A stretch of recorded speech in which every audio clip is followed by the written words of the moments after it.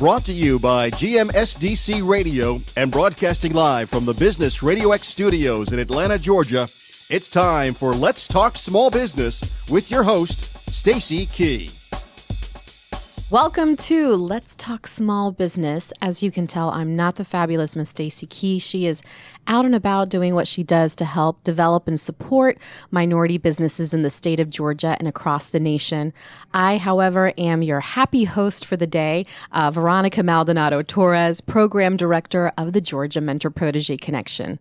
I'm excited to be here with you all today on Let's Talk Small Business, where you can hear us every Tuesday at 11:30 a.m., and today we have a wonderful guest here, and we're continuing with our theme of celebration of Asian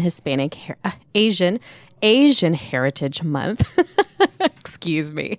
And we have the wonderful Manish Madan with Systel here in our studios today to share about Systel and his business. And I'm just going to let him talk a little bit more and say, welcome, Manish, and share with us about Systel, your company, and all the nuggets that you have for us today. Thank you so much, Veronica, for having us on the show. It's always a pleasure to be with you. Systel, as you know, Systel Technology Services is an IT services company. We provide IT services and staffing solutions to some of the largest system integrators and Fortune 1000 companies. We have over 500 employees globally now, and we pride ourselves in having long tenured relationships with our customers. IT staffing continues to be our core foot in the door strategy for our US clients.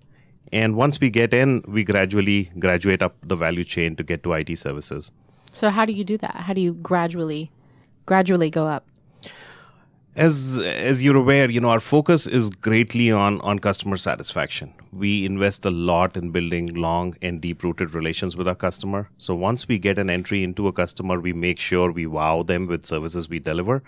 And once we have delivered services, we build credibility. We keep building on that foundation to go up the value chain and doing more value-added work for them. As I mentioned, starting with the bottom at the IT staffing services, graduating up to IT services, products development for them if required. And that's how we've grown over these past few years. Excellent. So, the IT services and staffing industry is very, very competitive. What is your key differentiator over at Systel? At Systel, we don't try to do a lot of fancy things, honestly, contrary to what you may think, knowing me.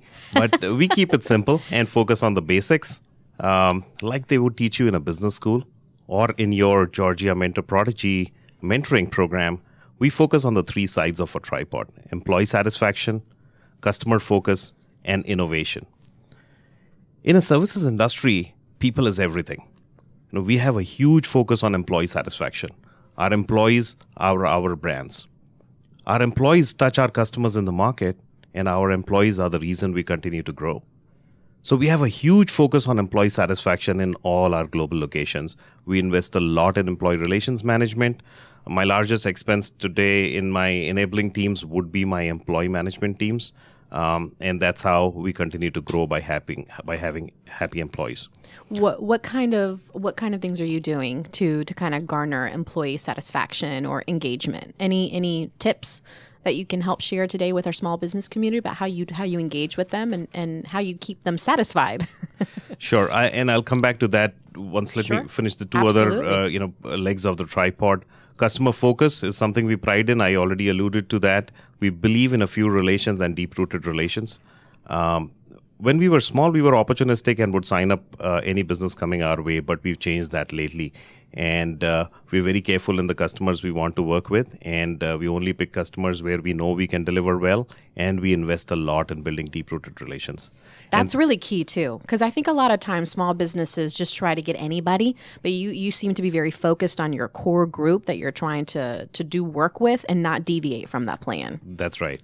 And the third leg of the tripod is innovation. We invest a lot in staying abreast of technology, advances in the industry. We invest a lot in people process technology, as we call it, and we provide superior service to our customers and a better environment for our employees, and in turn also drive cost management through innovation in our industry. Back to your question on employee satisfaction. We do a lot of things. We focus on taking a lot of time to hire, as they say. Hire slow and fire fast. We take a lot of time to hire people. We are very careful in picking people who are more of a cultural fit in the organization than just quickly trying to fill an open position. And we also believe in hiring the athlete and teaching them the sport. So we invest a lot in our hiring process itself. Even if it takes long and a position remains open, we live with it. But we do hire the right people. On top of that, we start investing a lot in those people that we hire. We have a very rigorous training program. Right from the bottom of the pyramid, where we hire freshers out of college on to mid-management and senior management, a huge focus on investing in training and grooming talent who continue to then deliver for many, many years for Systel. That's an excellent strategy. And it's so key because I think a lot of folks, especially the ones that you mentioned fresh out of college, have that knowledge, but then don't have that practice. So the fact that you're ready, willing, and able to teach them, how to play and how to develop and how to grow in this market, I think is a great thing for those that young workforce coming out. Absolutely. So share with us a little bit about your vision for Systel and how you see the company moving forward. The basic tenet of our vision is to continue building capabilities and technologies as the IT industry evolves. As I mentioned, we're in IT services and we're in IT staffing. We provide these capabilities that we build to our customers. So if there are new technologies like today, if you ask me, majority of our focus, majority of our investment in building new capabilities is around Internet of Things. Okay. We know that's the future, at least in immediate near future. So we're investing a lot in building capabilities around Internet of Things. We're pursuing projects over there where we are able to get projects. And if not, we're partnering with other larger system integrators and providing staff to them to help them execute their projects on Internet of Things. So that's one example. So the basic tenet of our vision, as I said, is to keep continuously building capabilities that are used in the IT services industry. The other part of our vision is to be a disruptor in the space that we play in. That's a good word, and it's a very hot word, especially in the marketplace right now. So tell us how you're planning to be a disruptor.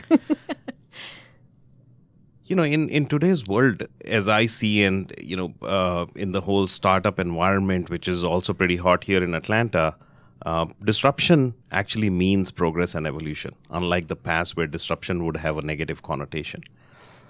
And we want to be a disruptor than be disrupted. Anyone who's waiting. I like that. Anyone who's waiting, yeah, right. We'll come back to that.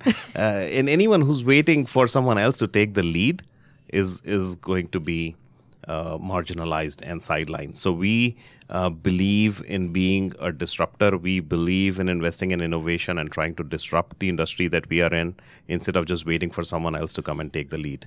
We're trying to do the same thing in our services industry. We're building components that are reused. We believe in open source. We're doing a lot of different things that a conventional IT services provider may shy away from. Similarly, in the IT staffing industry, we're exploring how do we become the Uber for staffing.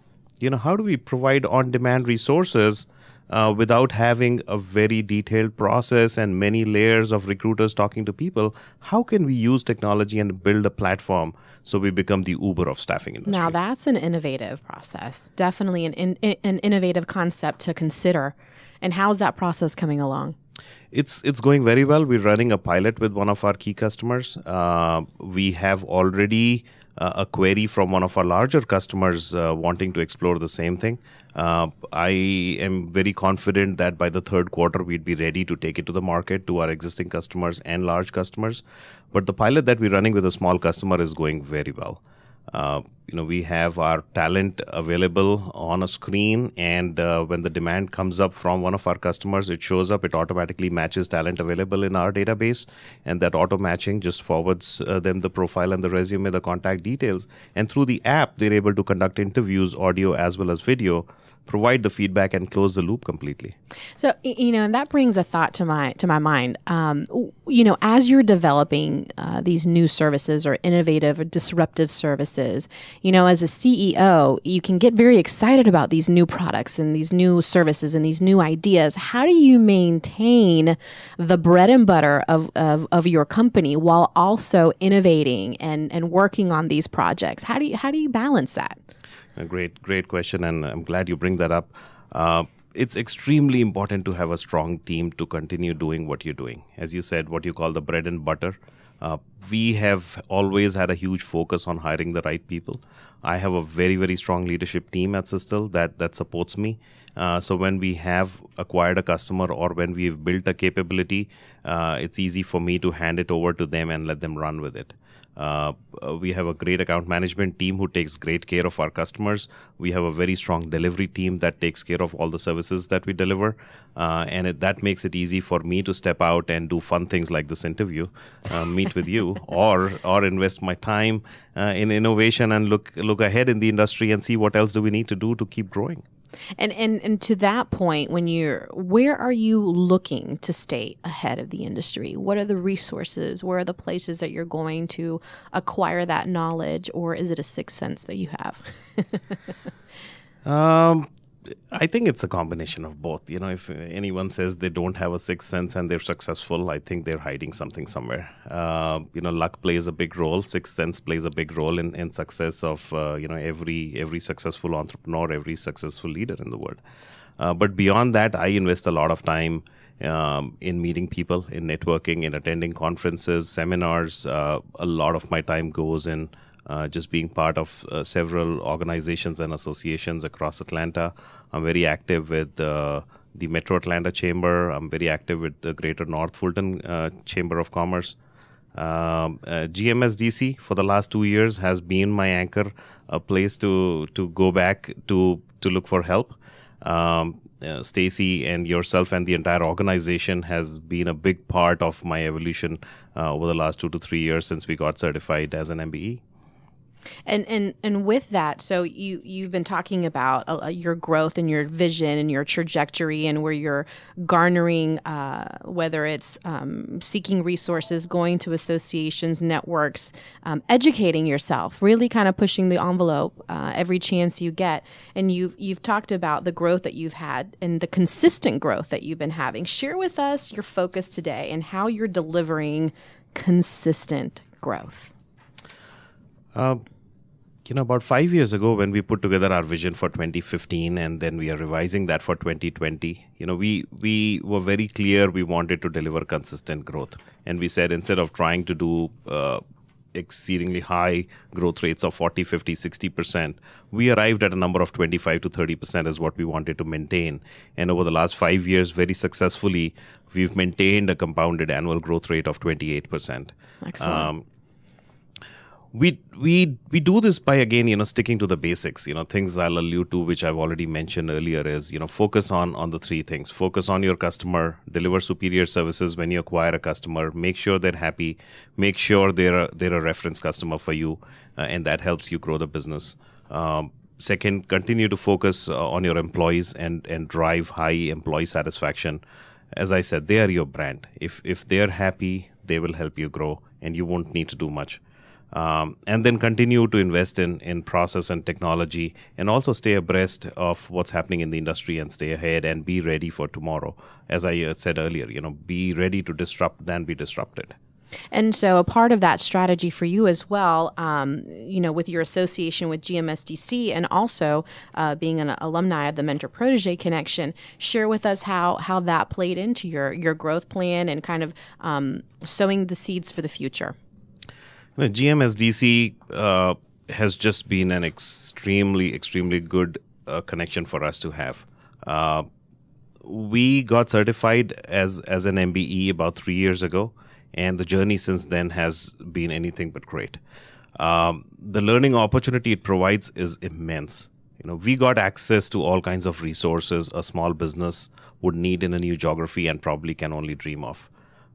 We got connected to SBA, SBDC, and several other organizations through GMSDC.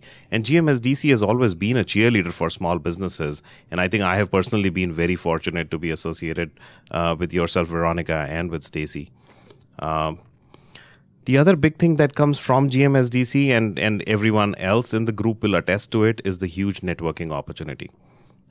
There are so many Fortune 500 companies here in Atlanta, and I can do whatever, despite my long sales career, keep knocking on doors to get into those organizations. But without GMSDC, it won't be possible. Within a span of 36 months that we've been associated with GMSDC, I have access to at least 20 of the Fortune 500 companies today, and I can walk in and get a meeting over there only thanks to GMSDC and the MPC program that we went through. So that networking opportunity with large corporations is again a platform that GMSDC brings to small companies in Georgia. So just to refresh some of our audience members listening to Let's Talk Small Business, GMSDC is the Georgia Minority Supplier Development Council. You can find more information about GMSDC at gmsdc.org. And it is the certifying nonprofit organization that certifies, develops, and advocates small businesses that are ethnic minorities. So they are actually the certifying body for Georgia and part of a national council called the National Minority Supplier Development Council. And truly, it's the access point to be able to do business with major corporate organizations. I think GMSDC has about 200 corporate members and over 700 certified ethnic MBEs, such as Manish with Systel.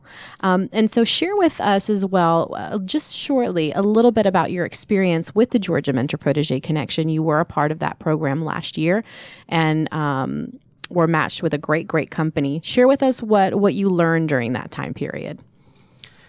The Mentor Protege program is like a business school custom made for the small businesses. It's like going to business school on steroids within a span of 1 year, getting to learn so much about every aspect that a CEO needs to know about running a small business.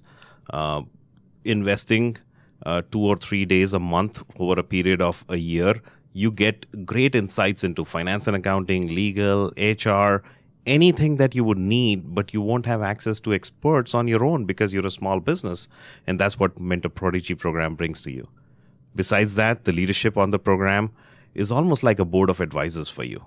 And free of cost on top of that. And that's a good point because, if I may add, I have a little bit of experience with the Georgia Mentor Protege Connection, I will say. I think what I, as a program director of the program, really also see is that you guys are every single day CEOs wearing multiple hats. And so at the end of the day, who are you guys accountable to? Who keeps you guys accountable?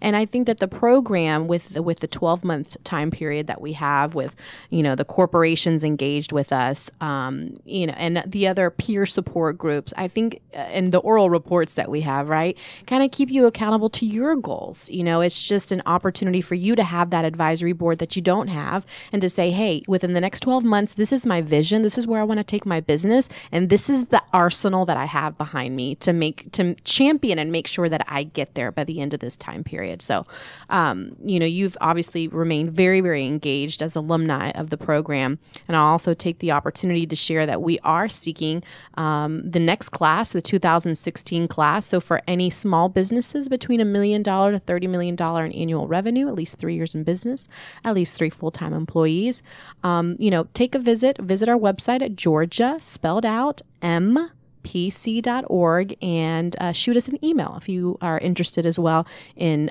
joining the next class, which launches in January. Applications are open until July 10th. You can email us at info@georgiampc.org. So share with us a little bit more about your engagement in championing and supporting the small business community as well. Can I quickly talk to the listeners and tell them about my experience when Absolutely. they come and see you being interviewed for the MPC program? Don't scare them. They're walking into a Shark Tank. Yes. And here you are, Miss Wonderful. That's a new one, a.k.a. Miss Wonderful. I'm going to use that next time. Exactly. Okay. But you don't want to be Mr. Wonderful, like the Shark Tank, Not Mr. at the Wonderful? Shark. That's right. I didn't even equate. Perfect. I like it. That should be your next stop. I like it. So it's a great experience, right from the interviewing process. You feel like you're in Shark Tank. It's a big test day, and there are many companies out there lined up to be chosen, to be paired with other key ones to be picked for the next class.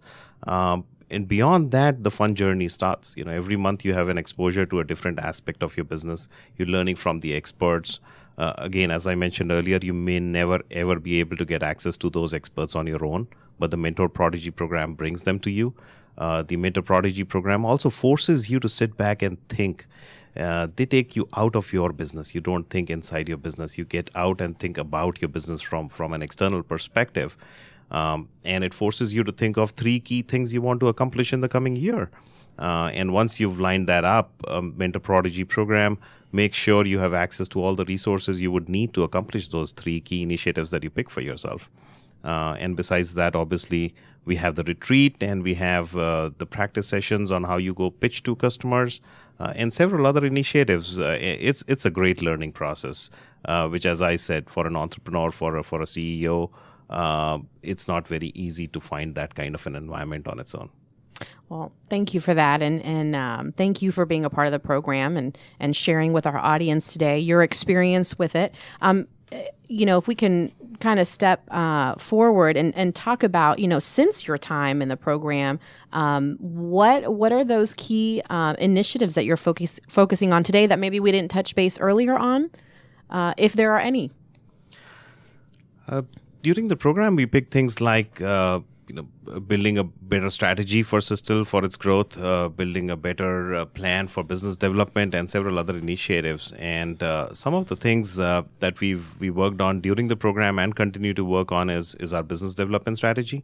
I remember one of the toll gates and a meeting with yourself and Andy in which we... From Accenture, which was your mentoring company. That's right. And sorry if I didn't mention that earlier, but Andy was a fantastic coach and a mentor for us, managing director from Accenture. And that relationship that we have invested in, I think, is going to last us forever. I continue to meet with Andy. He continues to monitor what I'm doing and am I delivering on commitments that I made to him and to the program or not. And things that we picked during the program, we continue to focus on those. And as I was mentioning in one of the toll gates, we talked about where is your focus? What do you really want to focus on? Why are you trying to be everything to everyone? Why don't you define a geography? Why don't you define the size of the company? Why don't you define the industry you want to focus on? From that meeting with yourself, Veronica, and Andy, that one thing that I took away continues to be on my mind every time I sit down and think of how do I bring in growth? And I say, how do I stay focused? Where do I want to play and how do I want to win in the market today? And that was a great learning from one of the toll gates on the program. So, and with that, what it sounds to me also is that you're continuing to stay relevant. You're continuing to educate, whether it's, being a part of the program or staying consistent with maybe focusing on 3 key areas that you want to focus on for the next 12 months. Share with us some resources apart from the program that you leverage to make sure that you're educating yourself, staying relevant, staying abreast, and maybe some of those that might be some great contacts and places for our small business audience today to learn about. Sure. If they can't make it to a Mentor Prodigy program, there are lots of other resources they can get access through GMSDC or through being in touch with you. Grow Smart, for example, was a great program by SBDC that we leveraged really well. Myself and some other people from my team had the opportunity to be part of that and got to learn a lot from there. Similarly, several other people from SBDC network, Andy and Sharon and several others, have been engaged with Systel since then and have been helping us in different aspects of the business. And those inputs have been very, very valuable for us. So once again, for small businesses, if you need access to resources that are either expensive or inaccessible to you on your own, this is the platform to be on. Excellent. SBDC, those great consultants available to there, your taxpayer dollars at work, there to support you. So take a visit to, I think it's Georgia spelled out, sbdc.org as well. or sbdc.org. Don't quote me on the Georgia piece, but sbdc.org.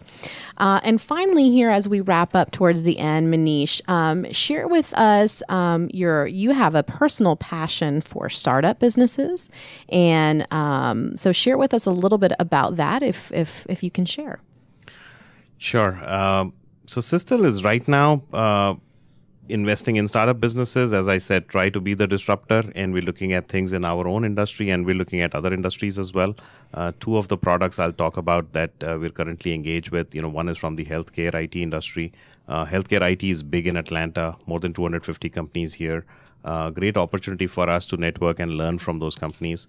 So we have a product development going on in the healthcare IT space called Transpandit. And it helps medical transcriptions. Besides that, the more exciting thing that we're working on right now is a digital content delivery platform for celebrities. It's a social network unlike any other today, where we're giving the opportunity for celebrities to build their brands and monetize the brands. Wow. Talk about a game changer. So we've done a beta launch for it. We already have a couple of production houses lined up to work with us on that. The beta launch has been excessively successful, and we're going to do a final market launch later this year. You will obviously get to know about it and hear about it. We'll be there. And so that's the most exciting thing we're doing, and we continue to stay engaged with the startup culture of Atlanta. I'm a regular at Atlanta Tech Village, at ATDC. Being a Georgia Tech alum, I take the time out and have access to resources there, which we never let go. One of the other products we're working on, which we're planning on bringing back to the MBE world as well, and we're talking about branding it MBE Net, is going to be a network of all MBE businesses within Georgia to promote MBE to MBE business. Wow. That sounds fantastic as well. 3 very exciting projects that you're working on, and no doubt a value to each one of those folks that you aim to target. We are at the tail end of our program today, Mr. Manish with Systel. So any final words you'd like to share and impart, any last minute wisdom that you'd like to conclude with? I think entrepreneurs have the same DNA in all of them. I don't know if I can share any wisdom that they already don't have. If they've taken this path of entrepreneurship, they really have that passion in them. They want to be different. The things that I can tell them from my experience and my learning is, be passionate about something and stick to your passion. Perseverance is going to help you and see you through. And stay focused. Like we talked earlier, trying to be opportunistic and grabbing anything coming your way is going to take you away from your passion. So stay focused on your goals, and perseverance is going to get you to your end goal. I think that wiser words have never been said. Thank you so much for your time today, Manish. Manish Madan of Systel, as we celebrate Asian Heritage Month. And for those guests that are a part of the MBE network, we have a couple of upcoming events coming up. The Business Opportunity Luncheon will be held June 9th and the first Fridays on June 5th. Again, we want to thank you all for listening, staying tuned to all the advice that we have to give you here on Let's Talk Small Business. We will be back with you next Tuesday at 11:30 a.m. Thanks so much, and make it a great week. Thank you so much, Veronica. Thank you for having me on the show. Absolutely. Thank you.